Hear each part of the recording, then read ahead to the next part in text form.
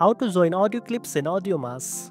First of all, open AudioMass in your browser and load the first audio clip by clicking on File and then Load from Computer. Choose your audio file from your computer and it will appear on the waveform display. Next, to add the second clip, go to File again and select Load from Computer. Choose another audio file from your computer that you want to join with the first audio clip. This time, a window will pop up.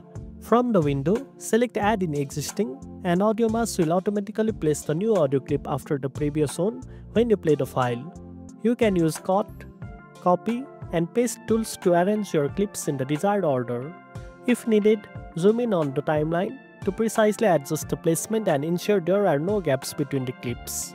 You can repeat this process to join multiple tracks by loading them one by one and arranging them accordingly.